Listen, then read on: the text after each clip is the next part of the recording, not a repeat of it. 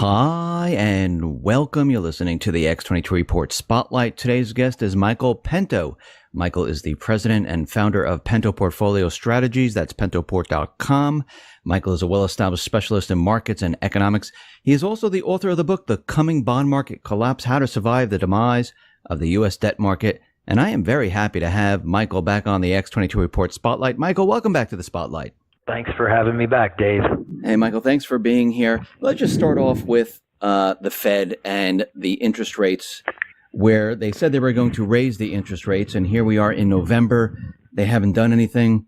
Do you think by the end of this year, do you think they're going to raise the interest rates? I do think that for the second time in a decade, the Federal Reserve will raise the overnight interbank lending rate by 25 basis points. And I think they're going to do so not because of a huge surge in growth.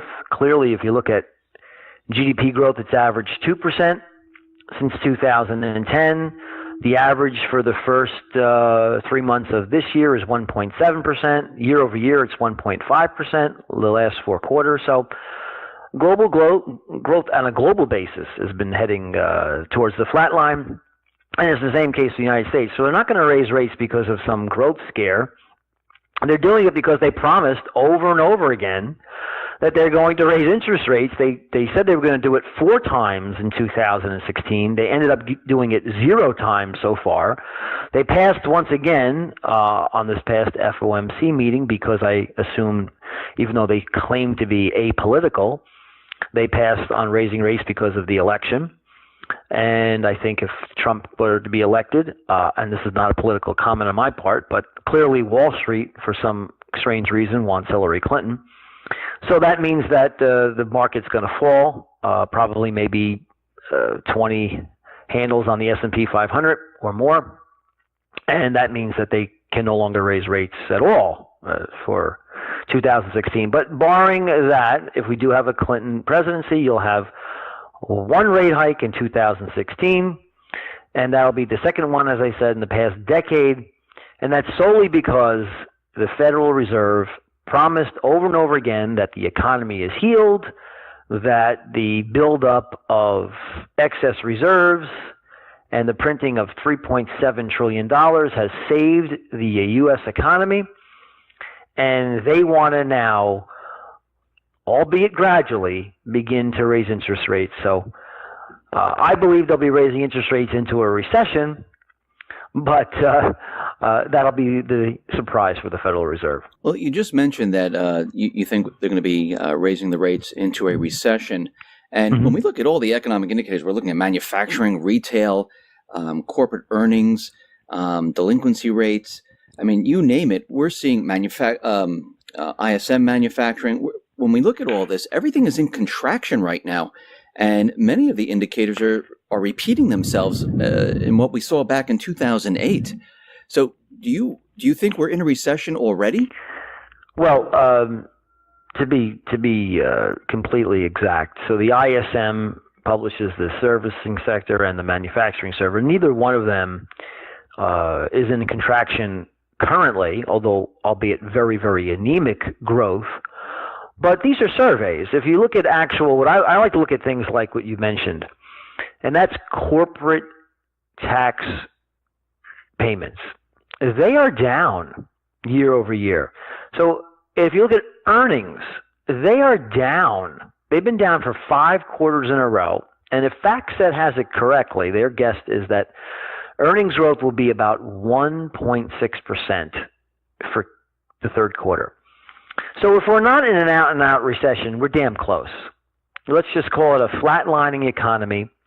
And the economy is being kept afloat by asset bubbles, the building and servicing of asset bubbles, which in turn is being supported by $200 billion of QE each and every month. And it's being supported by $12 trillion of negative interest rate yielding bonds, sovereign and corporate, around the world. And when that ends, when interest rates rise, and I wrote a book about it called The Coming Bond Market Collapse, as you pointed to at the introduction.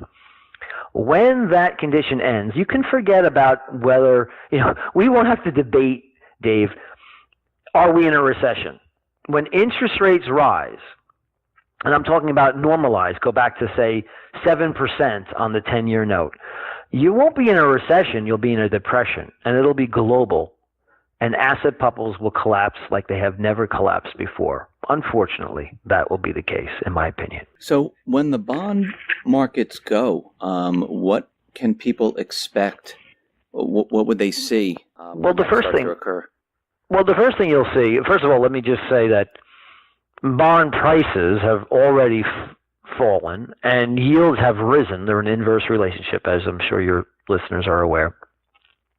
That's already started to occur. So the 10-year bottomed out in the U.S. about 1.3%. It's up to 1.8% as of this recording of the interview. LIBOR, which is the cost of dollar loans abroad. And by the way, LIBOR, the cost of LIBOR, the LIBOR interest rate, affects trillions of dollars worth of mortgages and derivatives around the globe. That is up 200% year over year. Now, it's tough when you do percentages on low numbers, but from about 30 basis points to 90 basis points is a big move. And most importantly, Dave, the inexorable decline of bond yields is over. It's done. We have now the truth. The truth is that we're facing insolvent governments whose central bankers have inflation targets. And even these central bankers have become disenfranchised with the way they've pushed yields down to zero and below. And now they're all, and I'm talking about the ECB, the Bank of Japan, European Central Bank, the BOJ, and the Fed. They are all now, because there's a lot of this groupthink that the Keynesian groupthink that they all have adopted. They now all believe that they want yield curves to steepen. So what they've done now is they've altered their quantitative easing purchases, their purchases of bonds. They're buying much less bonds on the long end of the yield curve. So yields have risen already. And the Fed has stopped QE in October 2014. And as I said before, I think they're going to go to raise interest rates December 14th and probably to release a vow or a VAR to raise them 2 more times in 2017. So interest rates are already rising. What happens when interest rates rise? Well, you're going to see, first of all, a collapse of every bond proxy that has been in place since 2008. So there's been a massive surge in debt issuance and a massive surge into risk assets to replace what used to be real interest rate returns after taxes. So you used to buy a bond at, say, 10-year note at 7% or 4% or whatever, mid-single digits. And after taxes and after inflation, you got a couple of percentage points in real interest rate return. Well, that went away in the end of 2008. You had nominal returns of zero, and after you deduct taxes and inflation from zero, you're going to get a negative yield. So what do? I buy REITs, I buy municipal bonds, I buy mortgage-backed securities, I buy collateralized loans, I buy stocks, I buy junk bonds. There's been a massive amount of issuance of corporate debt and all those things I just mentioned, and everybody's kind of hidden in these bond proxies. So when, by definition, if I just said that bond yields rise and bond prices are falling on the sovereign level, everything else collapses along with it. And when fixed income collapses on the sovereign level and fixed income proxies collapse because of the sovereign bond market collapses, you could also throw the stock market in there too. Because how many people bought Procter & Gamble and Johnson & Johnson at, massive PE multiples totally out of historic context because they wanted to grab yield. So everything is going to go down. That includes mortgage-backed securities and real estate prices. Everything is going to be collapsing concurrently and concomitantly on a global basis. For the everyday person on the street, what are they going to experience? Those people that have, their pensions, those people who are retired, those people who have their jobs, what are they going to experience? Well, they're in big trouble for the third time since the year 2000. They're going to be in deep doo-doo because these pension plans have been forced into risk assets. They couldn't get a return. They promised their retirees that they're going to earn 8% per annum. Well, you'll have to tell me what bond you can possibly buy that returns 8%. There isn't any, really, unless you want to buy, maybe a Zimbabwe bond. So they don't do that. It's not in their charter. So they've been buying stocks. And as of today, the stock market's up 2% for this year. So that's been the case since, basically since QE ended in October 2014, the stock market's gone nowhere. So what happens to these pension plans? They're all going to become insolvent. So what we're going to end up with, I think, this is my opinion, is that central bankers are going to slowly stop. They've realized that they cannot do QE forever. And they're going to try to, at least on the part of the Federal Reserve primarily, try to normalize interest rates. It's going to blow up in their face. It's going to backfire in a huge way. And you're going to have a massive correction. It's going to run concurrently with a recession. There really isn't anything the central bankers can do after that except then adopt helicopter money. So basically the genesis of Pento portfolio strategies was to model the difference between inflation and deflation, the difference between real interest rates that are negative and the dollar falling, and the difference between when real interest rates are rising and the dollar is rising. If you can get that investment spectrum correctly, if you get that right, then you'll be able to invest during times when we're deflating and during times when we're inflating. And you better have that right, because there's going to be another massive collapse in equity securities prices across the globe. And I try to profit from that. And then when everything shakes out and they do adopt this helicopter money. And let me just take maybe 30 seconds to explain helicopter money. What does it really mean, helicopter money? Well, you say, well, haven't they been doing that already? Well, not really. Right now, in most cases, the central bankers are going through the banking system to increase the money supply. So basically, they're just creating excess reserves for banks to loan. Well, there isn't any demand for these loans because people are debt disabled. The consumer hasn't really deleveraged. They have a record amount of debt, $14.1 trillion. Don't believe any of the malarkey you hear. I'll give you the truth. The consumers have not deleveraged. They have a record amount of debt in nominal terms. There has been some deleveraging if you put that as a percentage of the economy or as a percentage of income, but only on the margin. Record levels of debt nominally and near record levels of debt in those ratios. So, and corporations are the same thing. So there's a record amount, and sovereigns are even worse. So there's record amount of debt out there. So there's no demand for this money. So what's going to happen, instead of, and this is what I mean by helicopter money, instead of going through the banking system, they're going to start sending checks to people. They're going to probably outlaw money, physical currency, and just send you electronic deposits into directly from central banker to the individual, or from the central bank to the government directly. Forget about the banking system. So there's no excess reserves anymore. There's just a government that spends and a central bank that prints. That's where we're headed. And then you're in for a real intractable inflationary battle worldwide. So do you want to invest accordingly? Do you want to keep a static investment portfolio during those dynamics? You're more than welcome to do that, but you're not going to do very well.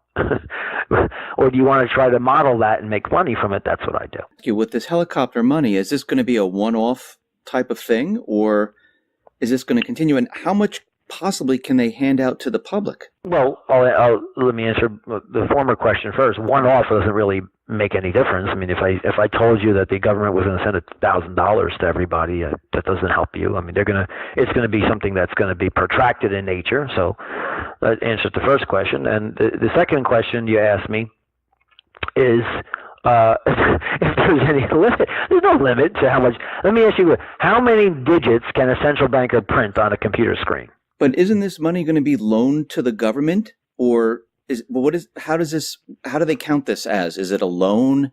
Is it? No, Dave. Helicopter money by its definition, the way I define it, and true helicopter money, you got to think Zimbabwe, Hungarian Pento, Weimar Germany. So you have a government that spends money, and a central bank that just hands them buys it. So the government runs massive deficits.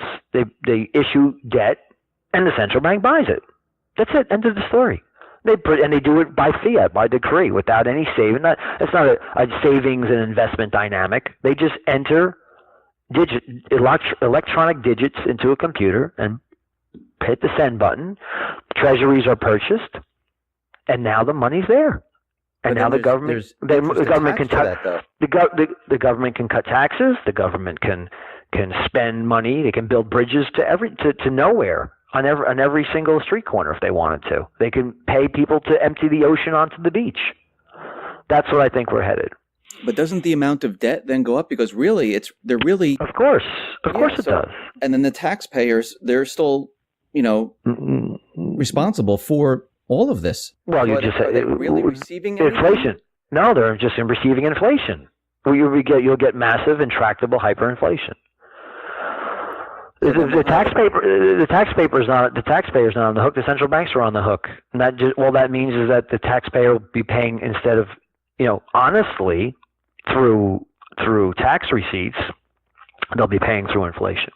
There's no free. Basically, what I'm saying, there's no free lunch. There's nothing magical that's going to happen. So if you print money by fiat without savings, without investment, you're going to have some reaction. For every action, there's an equal and opposite reaction. It's a law of dynamics. It's a law of physics. So this is what's going to happen. The escape valve there is going to be massive, intractable inflation. That's where I think we're headed in the long run. Doesn't mean we're going to get there right away, and there's going to be lots of fits and starts. That's why it's important to model the dynamics as they change. So there are a few people out there talking about transitioning into a new currency and devaluing the dollar. And of course, that would be hyperinflation because as the dollar devalues, the prices are going to be going up. Have you heard anything about a new currency headed our way, a worldwide type of currency? Well, I mean, I don't know if you're referring to the special drawing rights, but there is a new currency out there. It's called gold. I mean, it's not new. It's been around for 5,000 years. It's a new currency. Oh, I just discovered it. And there are companies, and one of them I invested in personally. So just full disclosure, I own it personally, called Gold Money. They have made it very easy for people to escape the entire fiat currency regime worldwide. You could store your money in a Brinks vault in gold for free, and you can spend that gold using a credit card. You also can transfer gold person to person or business to business in many cases. So you can use a real. This is eventually what's going to happen, Dave. People are going to eschew and completely reject on moral grounds fiat currencies, and they're going to return to honest, real money, real savings, and real investment. It'd be a wonderful improvement for the world. There won't be any huge trenchant gap between the ultra-rich and the incredibly poor. There'll be a viable middle class. The economy will be real, without asset bubbles, stable inflation, stable currency. This is all wonderful news in the long run. That's where we want to get. Unfortunately, the powers that be have set us up for a catastrophic collapse along the way. What is your time frame? When do you think this will fall apart? I mean, you don't have to give it an exact date and time, but I mean, are we looking at the end of this year? Do you think it's going to happen next year? Well, let me walk you through real quick. So we already are now seeing the change in central bank philosophy. You're already seeing interest rates that have started to rise. I think the recession, which is the catalyst for all this, is nigh. It's at the door. And once that occurs, there's nothing the central bank can do except watch asset prices collapse. And that'll probably happen in 2017. I can't guarantee it, but it seems to me completely logical that the Fed cannot raise interest rates 3 more times without absolutely creating a recession that becomes manifest to everyone, even to them, sometime in 2017. So you'll have an inverted yield curve. We have a recession. Asset prices go down 50%, or at least very close to that. That causes the central bank, and not only the Fed, but all around the world, to switch to this helicopter money sometime right after that. So it's coming. It's not 10 years away. It's not next week, but it's here. It's at the door, and you should be preparing now. Michael, thank you very much for being on the X22 Report Spotlight. I really appreciate it. Once again, can you tell people how to see your work and where to go for your website again? Sure. The website is pentoport.com, and you can email me directly at mpento@pentoport.com. You can call the office here at 732-772-9500. And you can get a free trial to my podcast, which has a lot of this great data every week. You become a client. Actually, it's up to you, whatever you want to do. So we don't bite here. Just give us a call or reach out to us, and we'll try to take care of you. All right. Thank you very much. Thanks for being on the Spotlight. Thank you, Dave.